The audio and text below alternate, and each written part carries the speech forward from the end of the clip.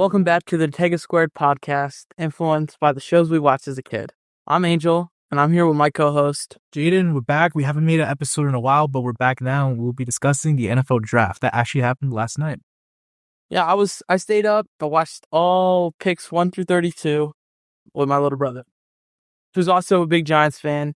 So if my comments are biased, it's because I am against the Giants. But let's get into it. So, Jaden, going in the draft, did you think Cam Ward was going number 1? So, based on the quarterbacks that we had available, Cam Ward is probably the best option out of every single quarterback that was actually available now.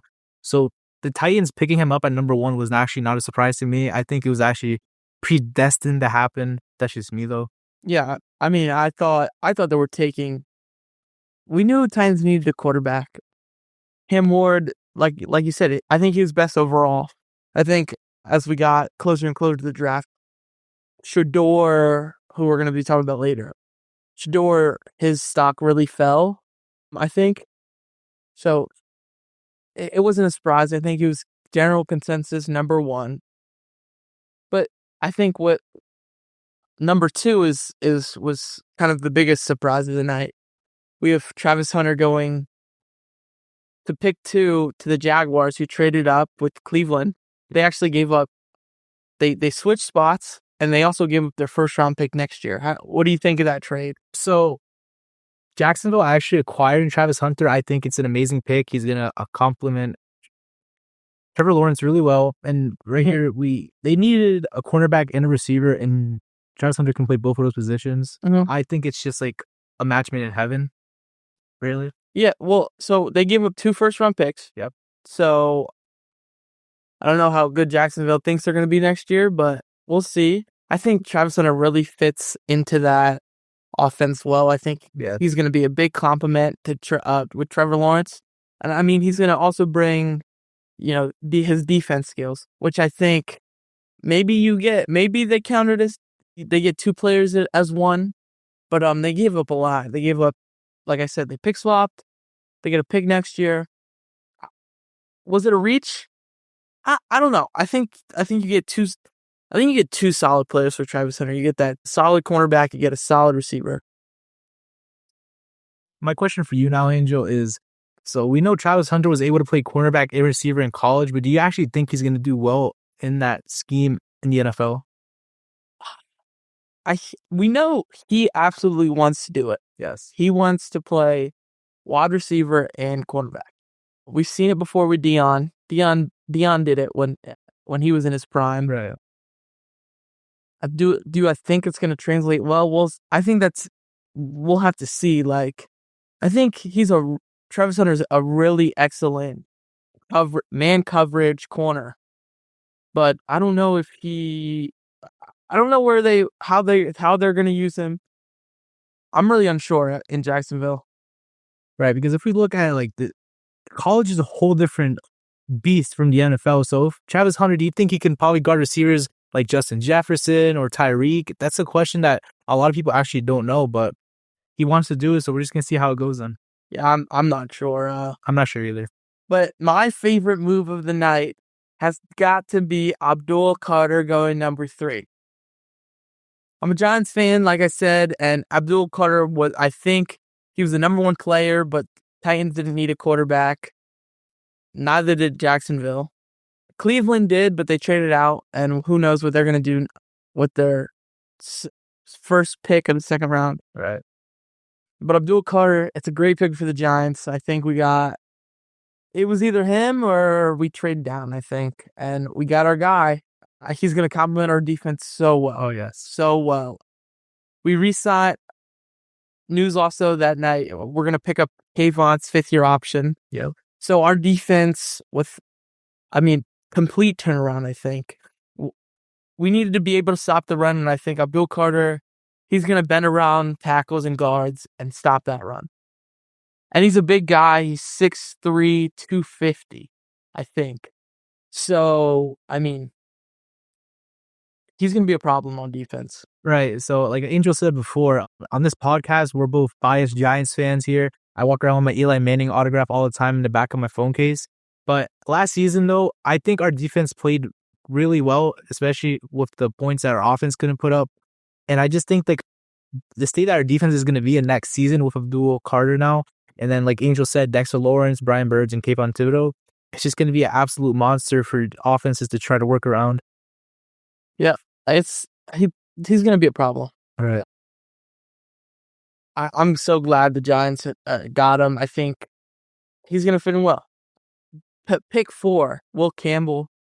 Kind of a viral moment last night where he started crying when he came out on stage and he said, "I'm going to fight and die for Drake May," which I thought was a crazy thing. He's with this pick, I think Belichick is still, coaching over there and collecting players. It's a great fit for them. I'm glad he's going to a team where, he's going to be able to protect a decent quarterback. Yes. He's going to make that offense better. And I think this is perfect fitting. Yeah, I like this pick really well also because addition to the O-line is really good for Drake May, and that's just going to help the Patriots develop more with their offense. So now if we look at pick 5, we have Mason Graham going to the Cleveland Browns. I'm a Michigan fan. I really liked Mason Graham when he played. Browns, like I said, they traded back. They got the best D tackle in the draft. It's a great pick for them.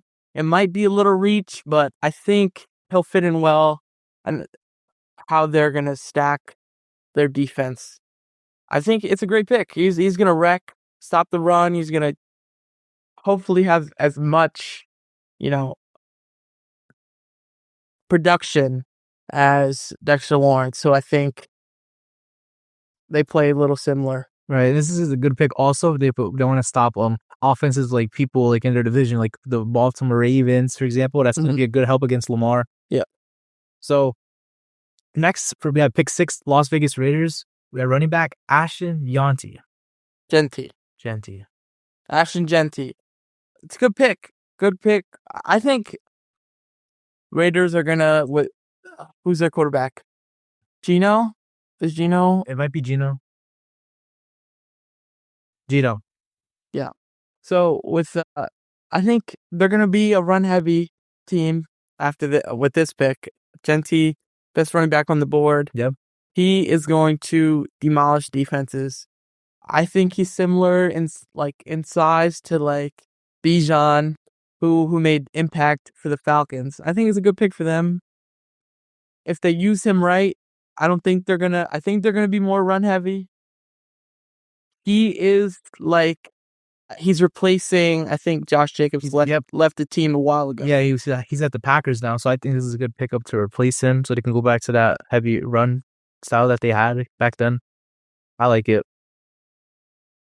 Jets taking Armand Membu. Good pick for them. They need to protect Justin Fields. They got a really great tackle. I have nothing to say about this. This is a good pairing. Carolina, Ted McMillan. This is going to be crazy because the Panthers... Hold on.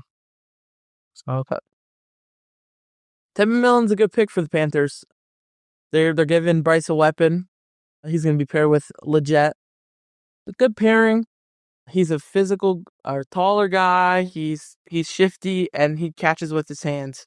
He's a great wide receiver. Some people thought Carolina was reaching, but I think this is a good pick, and he'll fit right in Carolina. Next, Saints taking Calvin Banks. Really great offensive tackle. I just don't think the Saints have anyone to protect at this point. They need. I don't know if they're rocking with Carr, but I think it's a good pick. We'll see who they take later on in the draft to complement that offense. Yeah, because I don't know what direction the Saints are going with it. Yeah, I mean, neither. I don't know if their car is going to be able to guy or not, but like you said, I don't think they have anyone really worth protecting that much, and I don't know what they're really going to produce when the regular season starts. So pick 10, Chicago Bears. We have Colston Loveland, tight end from Michigan. Angel loves Michigan. I think, yeah, good pick. Another weapon for Chicago. I think he'll fit right in. I think he's more a receiving tight end rather than blocking. He's going to catch balls. So this is like where my personal like bias for the Bears comes in sometimes. Caleb Williams now, he's going to be in his second year. We know he had a rough rookie season. And there's a lot of questions whether this guy was the right pick for Chicago or not, considering like all the past quarterbacks they had, like Mitchell Trubisky, for example. So I think this guy is just really going to help out Caleb Williams in terms of passing. Hopefully he can get him some points. I just want to skip ahead till I think another great pick was Giants at 25 taking Jackson Dart. I'm going to be honest. I wanted Shedeur. I was watching when they called Jackson Dart. I was like, man, why is that not Shedeur? But I kind of get it. He's more of a project. Either way, Shedeur or Jackson Dart, they were not starting right away. Yes. I think that'll help out Jackson, especially when he's being mentored by Russell Wilson and Jameis Winston. He does come from a one-read offense, I think. He reads from left to right every time. But I think him and Neighbors eventually are going to be a great duo. It's a great pick for us. Giants fans are really mad we didn't take Shedeur, but I think Shedeur, he acts entitled. I think he's less of like a locker room guy. Right. I wanted him, but at the same time, like, we'll see how it goes. I think the biggest thing is we're going to see how both these players play in preseason. I think the biggest surprise of the night, not my biggest surprise, but Shedeur not getting drafted. People thought he was going number 2. In every mock draft I did, he went number 2 by the computer. Like, what do you think? So it's like Angel said, like if you have a guy that can play ball, but he has really no like locker room elevation, that's why some people would pass on you, because you want to be able to lead a team. Like you can play the best ball of your career, and if you can't lead a team to a Super Bowl, like you're just not the guy for that team. So it's like an Angel said that the Giants not taking Shedeur, he was actually really upset about that. But I like the Jackson Dart pick. And Shedeur actually not going in the first round is a surprise to me, though. I at least thought he would have been top 10. I didn't expect him to go undrafted for the first round at all. So hopefully, I think maybe he might get drafted in the second round. Top 5, maybe. If not, I'm going to be surprised at that rate. So, well, I think Pittsburgh passing up on a quarterback was very Pittsburgh. Yeah. They take a defensive guy. I just think Shedeur, I think he goes number 1 in the second round to Cleveland. Okay. They lucked out. They got a top defensive guy, and they're gonna go get their guy Shedeur. Yeah. I think that's what happens, and everybody's happy.